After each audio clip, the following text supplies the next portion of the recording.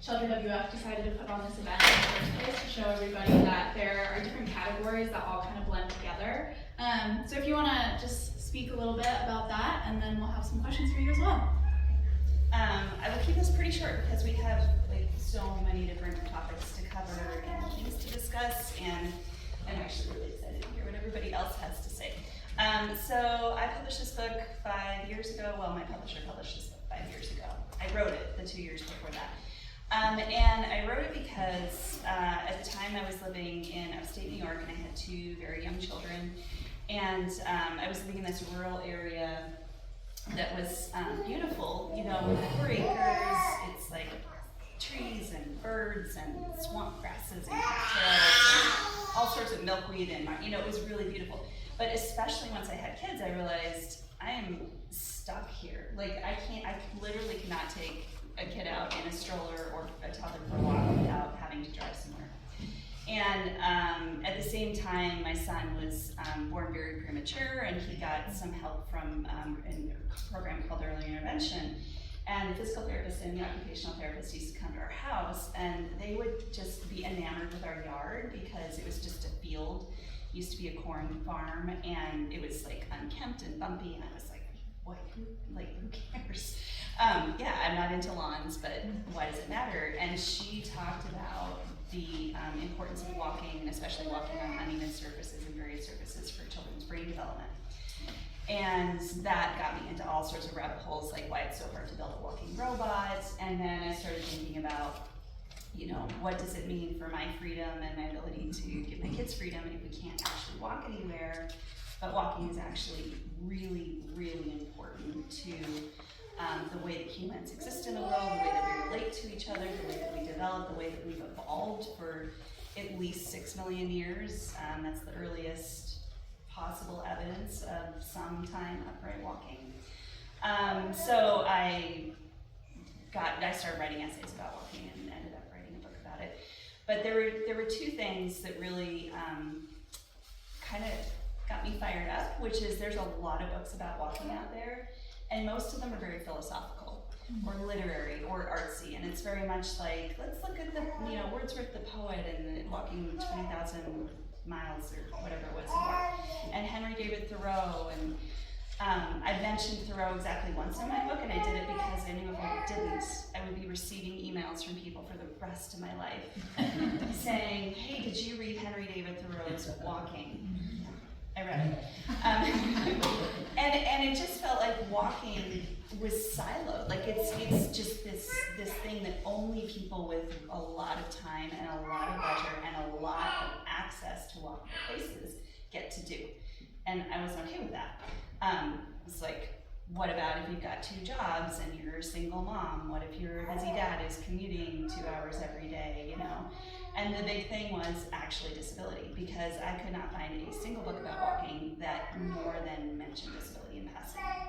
And every single one of these books says the same thing I do in my book, which is that walking makes us human, which is an evolutionary biology perspective. Being obligatory bipedal walkers, that is, we walk on 2 legs as a matter of habit, is what makes us our species.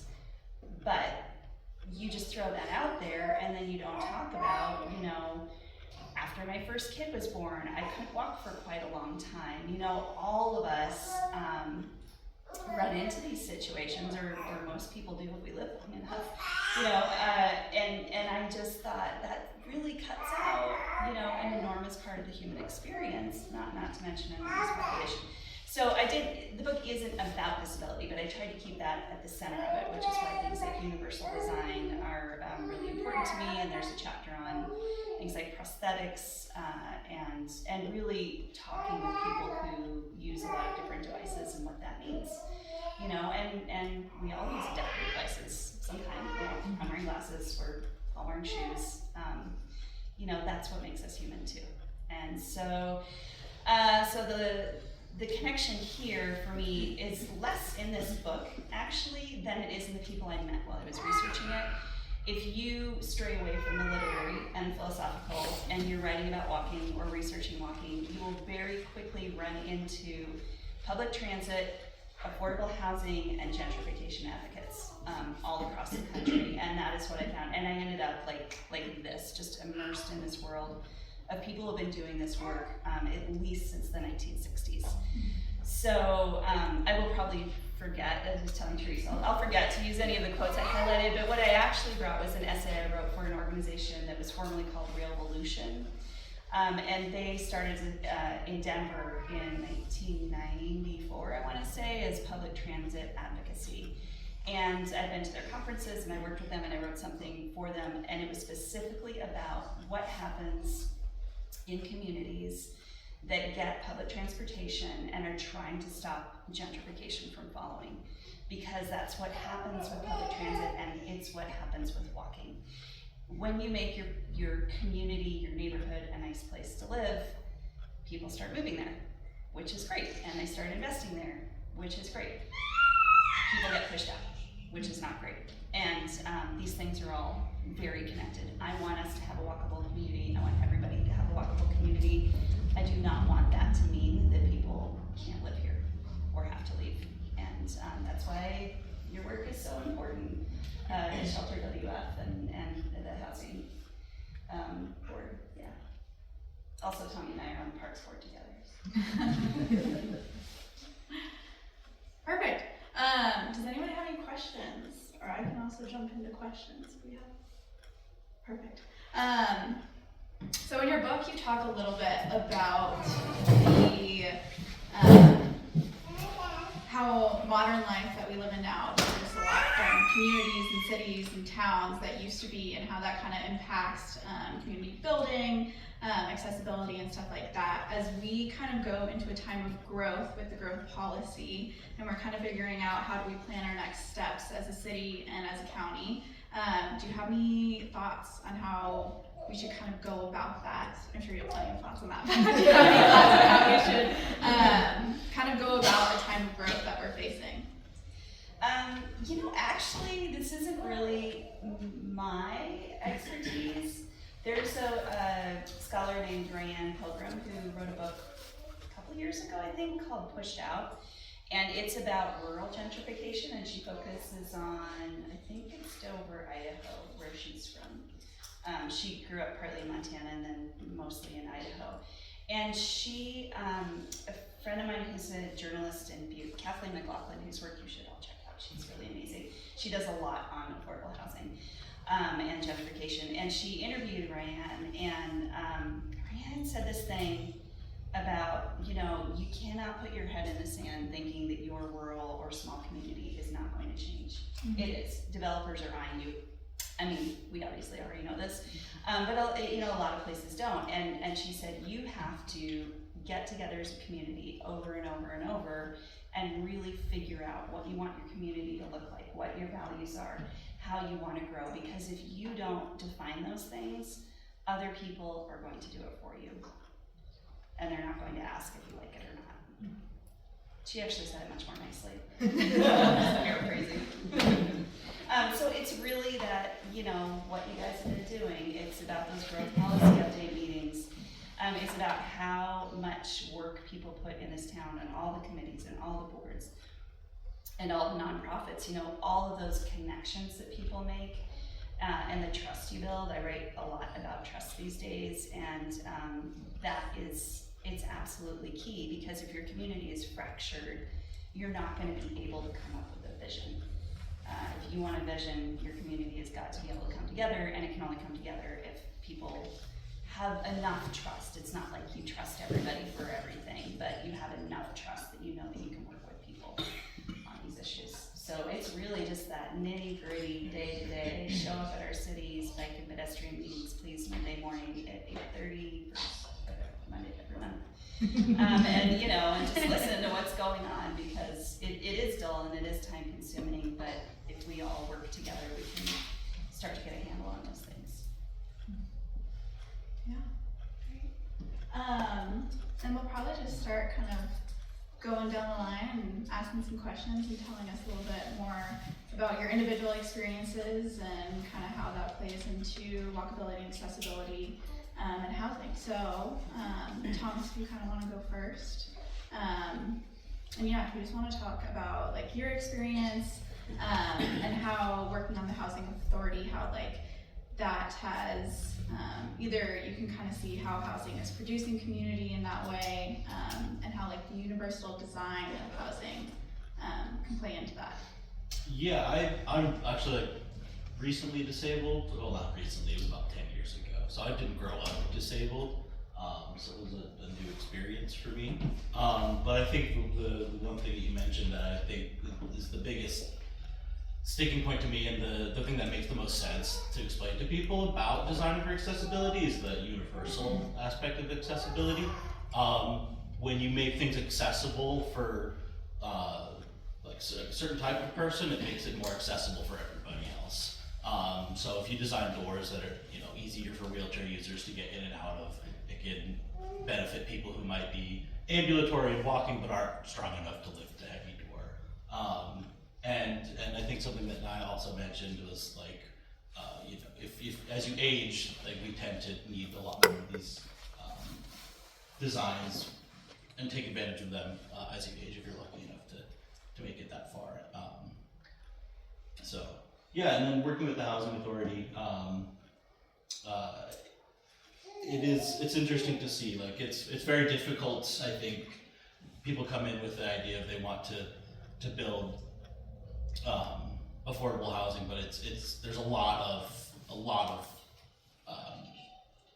more hurdles than I would have originally anticipated, seeing what they've been going through trying to just build a unit here in town. So it's been very eye-opening to me. Also not really my area of expertise, but I've been sitting on the board and keep my ears open and listen and learn as much as I can. So yeah. Yeah, you learn a lot being on the board. From your experience just navigating housing, one, can you talk about just like how long have you been living in the Mountain View Manor, and like what was it like to search for housing before you got into that? Yeah, I had a lot of help from family members, which is really not something that can be understated. But so my dad helped me look a lot for places to live, and we looked at a few different places around. The issue was everything that was accessible was new, and everything that was new was expensive. The manor I kind of just lucked into, I think, and just happened to get a spot in there, and very grateful for that, because it is a really nice resource to have, and it is accessible. Is it perfect? No. Is it good? It's good. So, but yeah, my experience, especially if we want to talk about accessibility in public more, and like stores and restaurants and shops and stuff like that, a lot of places, especially around here, aren't great about it, but it's usually comes from a place of that's how it's always been, or a place of I don't know, I don't want to necessarily say ignorance, but they never really thought about it. Oh, I never thought about it like that. And less of like, oh, we don't care. When you show up in a wheelchair and like need to get somewhere, people genuinely like will say, oh, how can I help? Let me know if I can move anything. But that's all well and good, but you probably shouldn't be parking storage bin in your handicap spots outside. And then really, unless you have another question, if you could wave a magical wand, and with this growth policy update, from an accessibility standpoint, what would you like to see happen? The biggest thing I think is like connecting walking and bike paths. I just genuinely think it's kind of frustrating to have to get in a car and anytime you want to do anything. Which is, in the wintertime might be hard to avoid that, but sometimes, some of the months here are pretty nice. It'd be nice to get outside and not have to drive when I do that. Well, Jaden, I kind of think that plays into you a little bit. Just talking about public transit and kind of, you know, on those months that maybe aren't so walkable, or those places that are a little bit farther and maybe you can't walk to, and how do you kind of think of like public transit? How does it fit into this idea of accessibility and walkability? Yeah, I mean, I think I know public transit is, you know, a tool for accessibility. There are some folks living in our community that, you know, were it not for mountain climber for public transit, you know, they would not be able to leave their homes. And that's just like a fact, like because, you know, when you walk out your door and you want to go anywhere, and if you don't happen to be living along the odd, you know, multi-use path, or, you know, sidewalk that's not more than 3 feet wide, your only way to get around is by a car. And if you are part of the population, like I think something like 1/3 of the population that can't drive, you know, how do you get where you need to go in our community that is often so spread out? I think transportation is a huge part of that, and I'm thankful that Mountain Climber has, you know, the tools in its tool belt to make sure that anyone can get on the bus if they would like to. Yeah, and then kind of, I'm going to throw that same question about you about the growth policy. Coming from your standpoint with public transit, if there was, you know, that magic wand and you could wave it, what would you do going forward with the growth policy? I mean, like, I guess at the end of the day, for me, I think it's something like density is like the magic word, you know? Like, the more resources and housing we can get into one plot of land, I think increases people's ability to access it as individuals, you know, just getting around on your own. You know, the hope would be that anywhere I want to go, I can walk there. And where I can't walk, I should hopefully be able to bike there. And where I can't bike there, I would like to take the bus there. And where I can't take the bus there, I'd like to take the train there.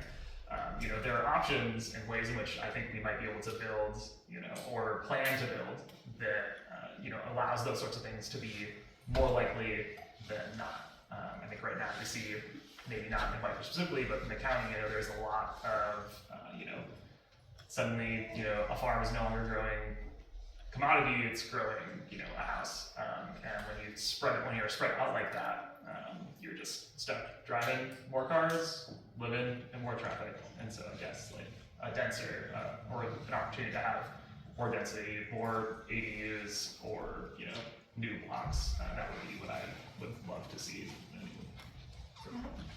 We would love that too. Yeah. Thanks. Therese, we talked Thomas touched on a bit about kind of like aging in place and being able to have homes where that's possible. And I know that coming from your background as an occupational therapist, you know, you have like a couple stories of people that you've worked with and have kind of faced these struggles. If you just want to go into that a little bit. Yeah, absolutely. My typical population I work with is 65 and older. And one of the first things we ask people is about their home setup. When are they going to discharge from the hospital? What does your home look like? How many stairs do you have to get inside? And we have different scenarios that make it hard for people just to go home. We've had people with new onset heart failure. They live on the second level apartment. So, you know, what's it going to take to get you to be on the first level? I'm on a wait list. I've been on a wait list for a year to get on the first level. So they ended up staying in the hospital longer. We worked with them to get them, once they got up to the second level, it's like doing a marathon. They get up there, do you think they're gonna leave now once they've gotten up there? So that's where universal design is super important. When you're designing and creating spaces that everyone can use, is you don't run into problems like that. And tying in transportation is, you know, we have often how do you get your groceries, how do you get your prescriptions, how do you get your mail? I take the Mountain Climber once a week on Thursdays, and I go stop at the post office, I stop and get my prescriptions, and I get my groceries, and then I go home. Once a week, that person leaves their home to go do something. So that's where the walkability is, and accessibility to location, for someone to be able to experience the community, not just once a week when they go get their prescriptions and get their mail in there. And like Thomas said, it all starts before, and it makes life better for everyone. It's not designing it for a specific population, it's just designing it for everyone to use and everyone to enjoy. Yeah. Yeah, perfect. And then Mary Beth, working for Habitat Humanity, you were kind of the one, or your organization is kind of the one that's now putting all of this into play, trying to build houses that are ADA approved and accessible. As a nonprofit trying to do this, what are some of the struggles that you see trying to move forward with these designs in the county? Well, the biggest struggle I have is really making sure that we have land that's not too far out. You know, because in my career, what I've seen is if you make affordable services but they're not accessible, you start to stigmatize populations and ghettoize people. And so there needs to be this intersection of affordability and accessibility together. Everyone thinks about Habitat for Humanity is building affordable homes, but also a big part of our mission is building healthy, strong communities. And when we integrate the affordable homes, you know, in walking distances to schools, and by the way, about, let's say 66% of our homes are occupied by single female heads of household with probably, you know, 2.8 to 3.2 kids or something, you know. And so, and they all work, and they're not, it's not low income housing, and anyone who's not familiar with the Habitat model, our homes are mortgaged. They go through the Montana Board of Housing, they get 30-year mortgages at 2%, but it's not a giveaway program, and so these are working moms, or working dads, or working parents, and so they need to be able to get to work, they need their kids to be able to safely get to school, and so, like, you know, we really need to be able to build within the town centers and not in the back of beyond. And like right now, I'm currently looking to buy land for our next projects. Fortunately, in the interim, the Northwest Montana Community Land Trust has collaborated with us on 2 different projects in Kalispell and Columbia Falls, which are in the town center where people can walk to services and schools. But you know, in the absence of being able to get our hands on land like that, with the affordability of land in the Flathead, we go a little bit further out. And so, and you know, again, it's not just building the house. I think we all have to be extremely visionary nowadays about our organizations and not say, what problem are we solving today, but what are we solving for 10 years hence? And, you know, frankly, I think about diversity in our community, and I'm not just talking about ethnic diversity or religious diversity, but I'm talking about income diversity. You know, are kids going to school with kids from different socioeconomic backgrounds? Because I think that's really important, that we all get that kind of interface in our lives growing up. It teaches us tolerance, it teaches us kindness, it teaches us understanding. So, you know, that's really the biggest challenge for me is trying to find that land. And then awareness is a challenge for me too. Like right now, we have 2 homes that we're taking applications on in Columbia Falls. One is our typical way where we launch the application process. And by the way, the criteria is 30 to 80% of area median income. And right now, from a family, the cap on that, a family of 1 to 4 in that household, is $70,700. So again, this, for me, this is not low income. And then for 5 to 8 people in that household, it's $93,200. And on the one piece of land that's a Northwest Montana Community Land Trust piece of land, on 3rd Avenue in Columbia Falls, we will design the house on the basis of the family size. Of course, it's all 1 story, it's all ADA compliant. And we've got, applications are coming in, they're open till the 15th of October. But what's interesting to me is that we have a house that we built 10 years ago, and it's on Mitchell Way. It is very ADA compliant. It's got a ramp. In fact, I think it was the first occupants of it we had to make sure that it was, you know, disabled, accessible, and we have 0 applicants on it. It's a 2-bedroom, 1 bath, nice little tight little end unit, got a little fence yard for the dog and back and everything, and I don't have an applicant yet. And so, now, I know there's need. I mean, look at the household income. I mean, there are plenty of people who qualify. I mean, but it's just hard to get the word out. You can the word out. You can put it on social media. I mean, you know, I talked to the Interlake yesterday. I'm going to meet Chris Peterson from Hungry Horse News there tomorrow to have him take pictures of it and get the word out. But it's just, you know, it's just about the community talking, and then I also think it's about, you know, getting away from the stigma, like it's a habitat house. Okay, we got a house on Edgewood that, you know, a lot of people look at, but here's the thing, we build really good, tight, energy efficient houses. We use ICF. We use heat pumps, and it's funny to me because I think there are people that are building multi-million-dollar homes that aren't using the same technology we're using, that aren't as environmentally efficient. And you know, like for me, accessibility not only means that you can get into it now, you can physically get to it now, it's in town, but it needs to be permanently accessible too. And like we did a study a couple of years ago on one of our, I think it was about a 2,100 square foot house, and the electric bill, they're all electric houses, was $19 a month because of the heat pumps. We're doing mini splits on our houses. So that's accessibility to me also. And then just kind of like letting the whole community know that these habitat houses are not, you know, they're really good, solid houses, and we want to build as many of them as possible. So yeah. From your perspective, since, you know, Kalispell, Whitefish, Columbia Falls, we're all going through somewhere in the process of the growth policy. From someone who actually is in the development process, what's your vision around how accessibility can be built into a growth policy?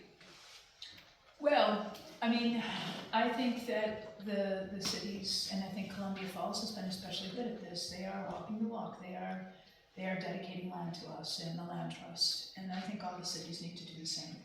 You know, because if you don't preserve that space for the nonprofits, and I find it very interesting that this is sponsored by AARP, and you have an AARP grant, and if you've ever been to our build sites, everyone's hair is a lot more silver than mine, and it's wonderful. I mean, you know, because not only are we building homes for the young households that are going to be here and steward this gorgeous landscape and are going to steward our economies and our schools and our you know, local cultures, but they're being built by people who are my age and older. Mm-hmm. And I think that this intersection is something that our city should be investing in. You know, it's this transgenerational exchange that's really beautiful, and I can't tell you how many of our homeowners, especially the single female heads of household, who, you know, have really struggled in so many ways, and say, I can't believe these people loved us so much.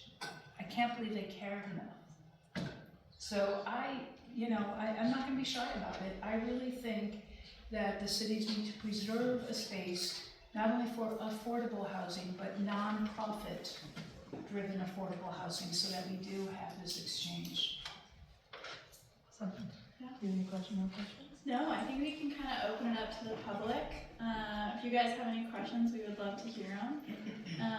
If not, we always have a handful more. Yeah. So does anybody have any questions for any of the people up here? Or just a question in general about universal design and kind of what that means? Yeah. Yes. Do you think, like, I use the mountain climber and I think it's great, but I think it's something that I just don't have a good option is like if I need to go to Sioux Falls or down to Kalispell or something like that. And I recognize that, like, it's a long distance to travel and not a lot of people doing it, but like, how would you think about, like, is it realistic to have something that connects the three spots, and how would that look, or how do you think that should work? Yeah, I really think it would be a very good idea.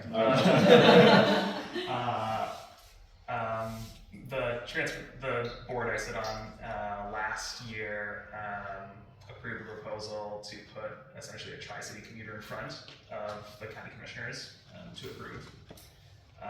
they elected to table that for that year.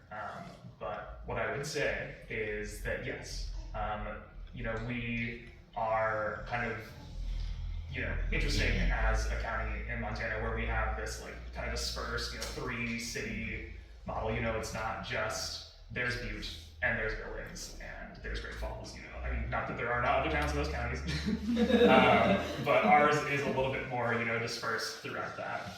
And yeah, having a connection between those places would be huge. I guess it's evidenced by the amount of traffic on the roads. Yeah. It's more than a few amount of people going between those 3 places. So, yeah. I agree. Yeah. Brittany? I think this is maybe a clarification question with the growth policy, where it is right now and the stage. I'm personally troubled by developments that are happening while we're doing the growth policy. So I think this is just a clarification question, like how far out are we with the growth policy being finished? And obviously we're not stopping any developments while this is happening. I'm curious if other cities have put a moratorium while the growth policy. So moratoriums end up leading to more expensive housing. So the growth policy, from our perspective, communities that have put moratoriums on housing or on development tend to, from a supply perspective, the demand in a place like Whitefish is not going down. And so when you put a moratorium on development, what ends up happening is the pressure remains, gets worse, and then the demand is high, right? And then the people who are competing for the available homes that exist, because we've stopped all development, all of a sudden, it's like a game of musical chairs.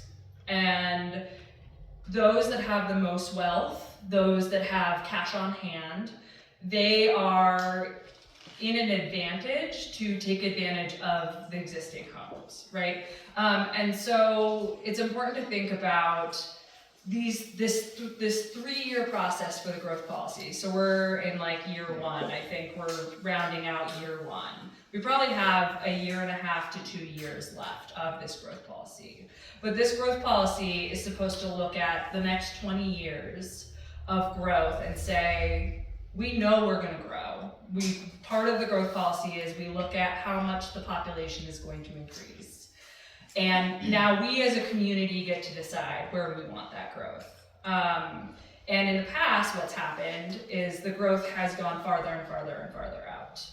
In Kalispell, you see it a lot. Like has been said, we lose a lot of ag land because there hasn't really been a lot of intentionality.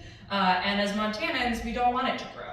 We love our small towns, but the unfortunate reality is that growth is happening, and if we dig our heads in the sand and pretend that by doing that, we can stop it, we have little to no control over it. And so to your point, I don't think a moratorium is the example, or is the way to go. This is from a Shelter WF perspective.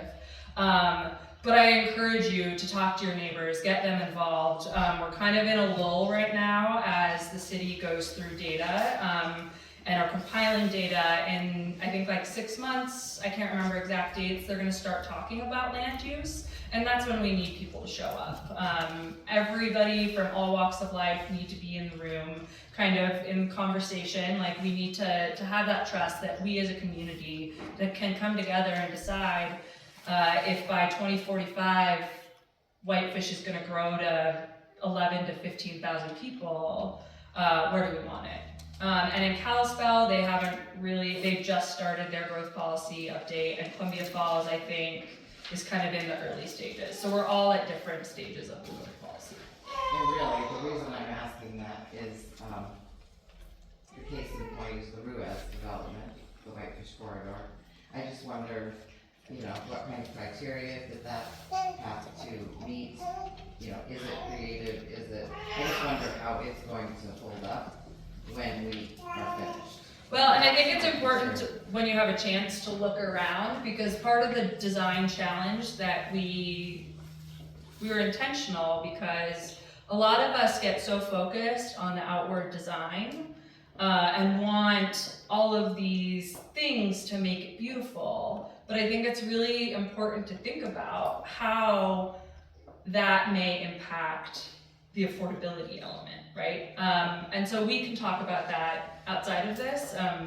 I've got lots of thoughts on that development, but I just think it's important, right? I think design is important, but at times we get lost in so focused on the design that we forget, like when we add all these regulations and requirements, how that ends up impacting how expensive it becomes. I must say though, I don't think they're mutually exclusive. No, not necessarily, yeah. I mean, I think we like build really cute houses. And, and I think they're tight, I lived in Switzerland for a while, and they're really good, tight, well-designed houses too, and so I was really happy to see you do this, because I do think, they do intersect. I have a question. In the kind of following the scheme of like growth policy and to Mia's point around like as individuals and as a community to define our values as and our goals and objectives in order to help play a role in the discussion on the growth policy. I'm wondering from each of you kind of like, this conversation around mountain towns and the growth and unsustainable growth is not unique to Whitefish, but we can't be, in the sense like we're not alone in this conversation, but we also, I don't believe, can be the first in this conversation. So I'm kind of curious, like, where do you guys draw inspiration from success stories?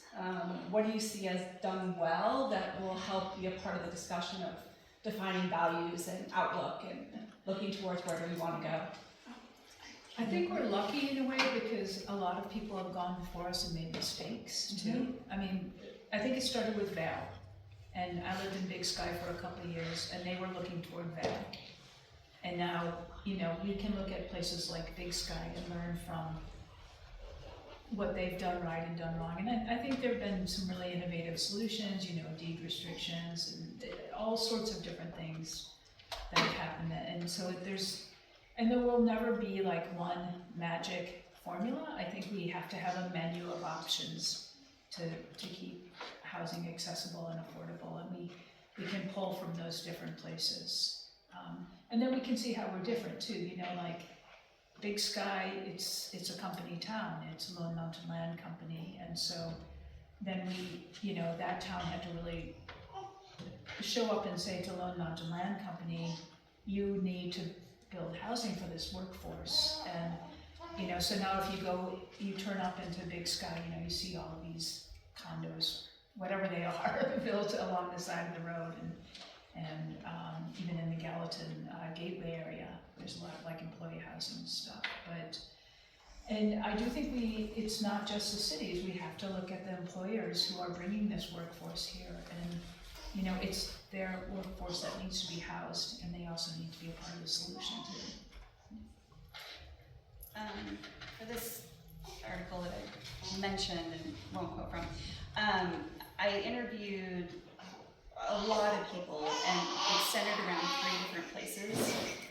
Fruitvale District in Oakland, California, and I can't remember what the low income rate there is, but these are all very low income areas that I was looking at, and they were getting a BART, Bay Area Rapid Transit station put in that was actually going to shut out the community completely and not connect to it, because they're like, oh, it's dangerous in Fruitvale, and the usual things. And then Little Mekong in St. Paul, Minnesota, which is part of the historic, or near like the historic Rondo district, which was historically black district neighborhood that was utterly just decimated, beyond decimated, to build a freeway right through the middle of it, destroying just hundreds and hundreds of buildings and homes and equity that people had built, and then they had no recourse.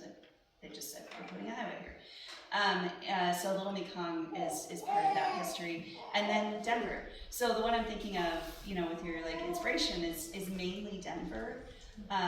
This one development, you know, I won't go into the details, but they got the nonprofit builder who built affordable housing, got a really good deal, low price on land from people who actually didn't want to sell their land, but they did it because the city wanted to put a library there. And they were like, oh, we love libraries.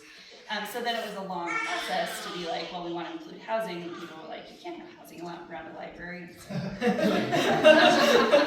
that perfect place for housing. I don't know. But just the amount of work they put in to working with the community, just at a really, really granular level, working with the city on the funding, getting all these different grants. You know, you really have to know how like federal money works. You know, everybody at Shelter Adult probably knows way more about that than I ever will. You know, simple things. Federal is a whole nother thing. Right. If you want to get money for a highway, you're as a state, you're matched 50-50, but I believe active transportation is something like 20%, 30%. Yeah, I mean, like, Low. It's lower. Yeah. So you have to know all of that stuff, and you have to work with people who know all this stuff, and work with the community and the gentrification. And I think I did all these interviews in 2018, and I was looking through it this afternoon, and there were lines in there from just like the explosive growth that Denver was seeing at the time, and how it was pushing lower income people out because they just could not compete. And Denver was working really, really hard to try to mitigate those effects and invest in communities. And I think it's very easy to look at, you know, other cities, but these are areas, you know, they talked about cultural, not awareness, but just building this sense of culture, neighborliness, and community, having arts nights and festivals, you know, all these different people. That's kind of what they talked about, building a sense of community, and through that you build a sense of ownership, basically, you know, moral and cultural ownership of a place, even if you are not the people with the most money. The other place, actually, I forget the name of the towns in Pennsylvania that I brought this other bill on because it's very relevant. I did not write this. This was written in 1879, I believe, by an amateur economist. And I will not go through all the notes I've made in it, but it's one of the books that's inspired me the most on subjects like this. And his idea, he spends most of this book just dismantling what we think of as common sense economic theories, and just says all wealth comes from land. And most of that wealth is created by the community. My house doubles in value. I did nothing. What happened was a pandemic and a whole lot of people moving here, and the price values go up. A friend of mine's house near Haskell Basin suddenly shot up in value years before that because the community decided to buy the land to protect the watershed. You know, we invest in the bike paths. I show up at the Bike and Pedestrian Committee. Tommy and I show up at the Parks Board. Those are volunteer positions. You know, we invest our time and our energy to make the community a good place to live. And that affects prices. It affects land value. And so his whole idea was most of your profit that you're getting actually belongs to the community. So his thing, land trust kind of came out of this, right? Like it's like he separated, there's the value of the land and there's the value of whatever you put on top of it. It's a factory or a house or whatever. And if you sell it or you tax it, those revenue streams go to two different places. One goes to the individual owner and one goes to the community. And there were towns in Pennsylvania that had this, it was called a land value tax or a single tax, in place for most of the 20th century, and it is credited with actually making affordable housing possible in those places until I think they got rid of them in the early 2000s. Detroit is looking at a land value tax currently to create more reinvestment back into the communities in a way that doesn't create displacement. Yeah, like you said, you got half the land, and the city has to decide. Yeah, we care about this, and it's important to us.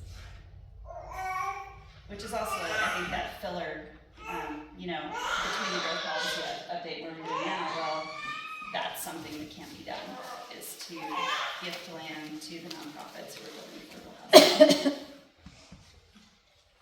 Did any of you want to add to that? Transportation. Yeah, any towns that you look. Yeah, I mean, there are lots of people doing incredible stuff. I mean, I think right now there's sort of like groundswell in America to like see like, what, so like we've just been driving our cars, like, can we do anything else? Like, what does that look like?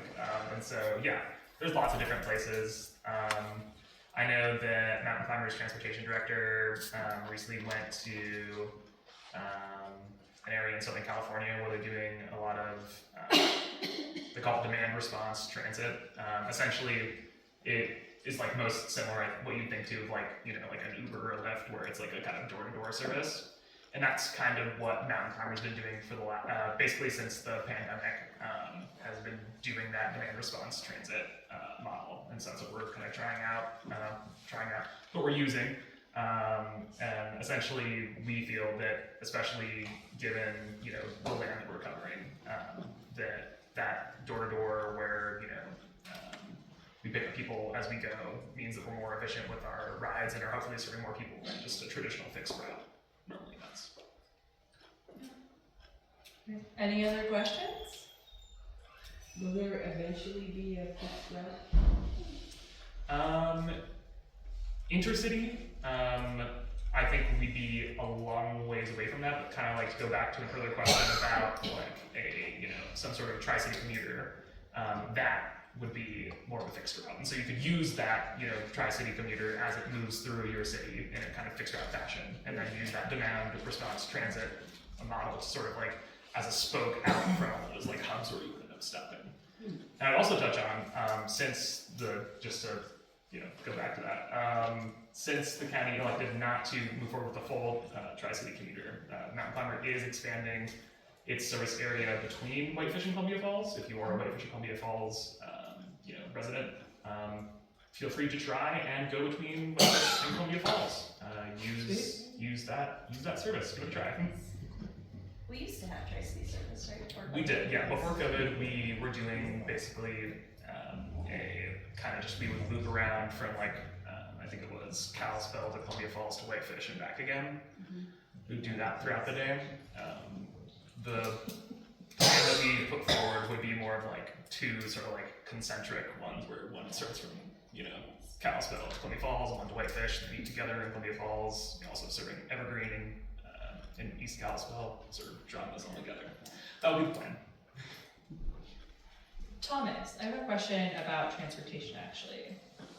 Is the snow bus accessible? The snow bus is not accessible. Okay. Period. Okay. Yeah. Okay. They were just taking comments on that. Okay. And Julie from Dream had reached out to me to say, hey, if you wouldn't mind leaving a comment. So I forwarded that along to somebody I know who's been forwarded along to like 25 other people. So it's like get as many people as you can to respond to it. So Okay. it is not. Okay. That's what I suspected. No, it's not wheelchair accessible. It's not at all accessible. It's fairly accessible to Yeah. able-bodied people in Seabridge. You get like 3 or 4 beers in you. Well, thank you. Yeah. Any more questions before we? Kind of close it out. Yeah. Awesome. Well, thank you guys so much for being here and talking about all these subjects. Obviously, there are a lot of subjects and a lot of topics, and we could stay here all day and still not cover them all. So if the public, if you have any other questions or want to learn more, please reach out to us. We're happy to either connect you with the right people or tell you more information. But this all kind of goes into, obviously, the designs that we have on both of our sides of universal design and incorporating middle housing, which is, somewhere between just the single family homes and the huge apartment buildings, like what's in between that, the ADUs, the duplexes, stuff like that, and how do we incorporate those to then produce walkability, more accessible communities, kind of building that community together. And so we came up with this housing competition. And so if you guys would like to vote, you have the chance to vote online, or you have the chance to vote. We'll be here for the next 20 20-30 minutes as we're cleaning up. Yep. And you'll have the chance to vote as well as talk to them for a little bit if you have any extra questions. But yeah, so option 1 is over here, and these are designs that had to fit into the zoning regulations that were already in place in Whitefish. And then over here is option 2, and these basically we kind of gave them freedom to design whatever they wanted. So what we really kind of wanted to come out of these are more of these like cottage cluster type housing units that produce a lot of this community building that we really wanted to focus on. How do we, produce a diverse community of all ages to kind of rely on each other to build that community and to produce a lot of walkability. So those are kind of our options. There are pieces of paper that we can have you vote on. We have pens. And for the voting process, if you have any questions, we're in the red t-shirts, come find us. But once again, thank you guys so much for being here. We really appreciate it. And this was a really fun topic to just kind of pick your brains about. So thank you. Thank you.